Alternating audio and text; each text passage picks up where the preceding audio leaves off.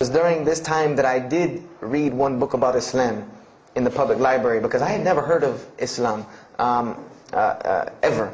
But I remember I was looking in the religious section in the library at school, and there was a book about Islam, and or it was in the library, the public library, and I remember it was some title like "Why I'm Not a Muslim" or some, you know, one of these titles that was propagandistic against Islam, but I had no idea. So I just took the book and I read it, and I remember it said that Muslims, M-O-S-L-E-M-S, and any of you knowing Arabic knows that's a very derogatory word. A Muslim is someone who oppresses someone else. That's a very quick sleight of the pen that was used in the past for a very real purpose.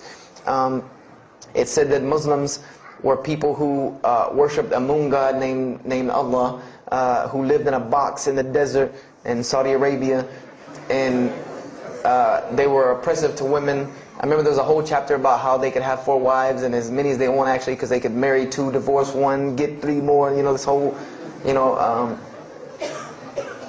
and it said that, you know, I remember the one thing that really caught my attention was the whole chapter on jihad, where it said that Muslims were allowed to kill non-Muslims at any time, at any place, without discretion, and it was an honorable act, and not only would they go to heaven before it, but they would get 70 virgins on the way.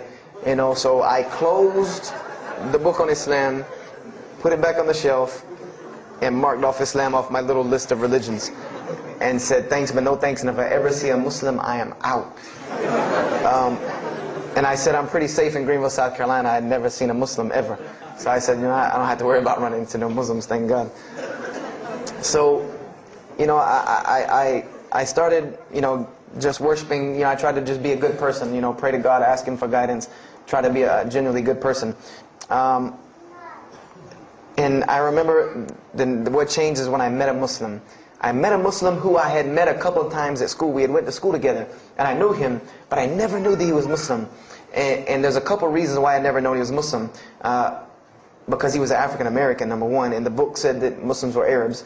And number two, I didn't know, you know, I thought Muslims ran around, you know, marrying as many women as they want and killing non-Muslims. I didn't know that they could also be part-time drug dealers. So I didn't know, I never knew that this guy was Muslim. I didn't put 2 and 2 together. So we were at his house one day, and me and my other friend, the one that, you know, I got into a lot of trouble with, I'm trying to keep him out of trouble now. We were at his house, and we were debating something about religion. I forget what even the topic was, but you know, you had 2 teenagers thinking they know everything. And I was trying to explain something to him about the Bible. And that guy came in and was listening. He said, "Have you ever heard of Islam?" I said, "Yes, I've heard all about Islam."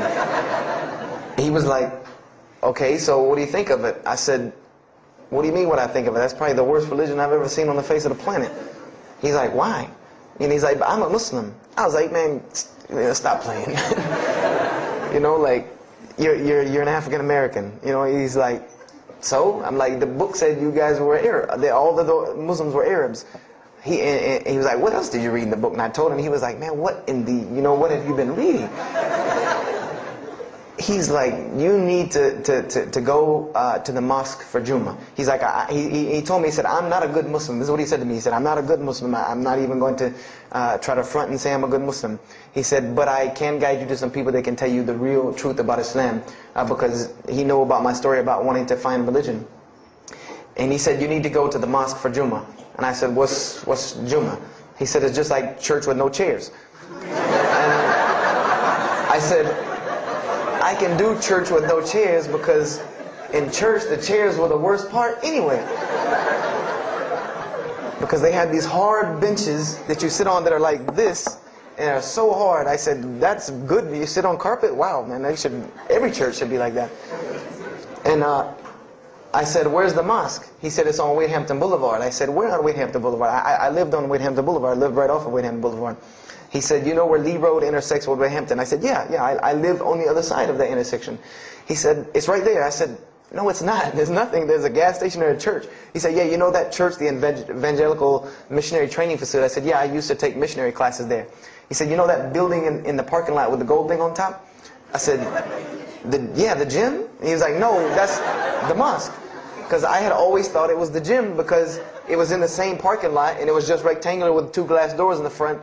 And you could literally walk in between the church and the masjid and touch them like this. Anyone doesn't believe me, go to Greenville, South Carolina, look at the masjid. You can almost touch both of them just like this. He said, yeah, it's right there. I said, I've never, at first I was shocked. Like, I've been living across the street from all these crazy Muslims all my life. I said, I never knew. And he told me to go to Jummah, and I asked him what time. He said he would meet me there at 1 o'clock in the afternoon on Friday. So I said, okay. I went on Friday, and I'm waiting outside for him. I'm not going inside. That's not happening. And I'm seeing all these people going in, and at this time, it was a predominantly Indo-Paki Arab masjid. Anyone who went in was not American, period. And I did not see even one African-American going there. And I did see one, and then when he went in, I heard him talking in a dialect that I realized he was probably from Africa. So I said, he's not American. So I'm not going. I'm waiting, and I'm standing outside, sitting on the church steps, and the imam pulls up and parks right in front of me, who I had no idea he was the imam.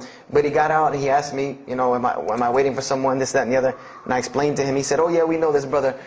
You don't see him that much, but we know who he is. He said, I'm glad you came. He was a very, very nice, gentle young man. And he invited me into the mosque, and I kind of wanted to wait on my friend, but I didn't want, at the same time, I didn't want to tell this man I don't want to go in. So I went in, and they put me in the back and gave me a chair anyway. And I said, I came to sit on the floor. And they gave me a chair anyway, and all of these people are piled up in front of me.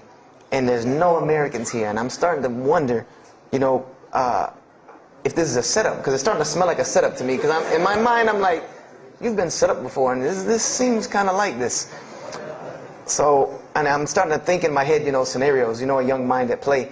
I said, this other guy, my friend, he probably was in the same situation like me, and he probably made a deal with them to get out, as long as he brought other Americans and tricked them into coming to the mosque, so they could do their jihad after Jummah and get their 70 virgins. So I'm sitting here, and there's all these people in front of me, and then there's a curtain with all these people behind me making noise, and I have no idea who's back here.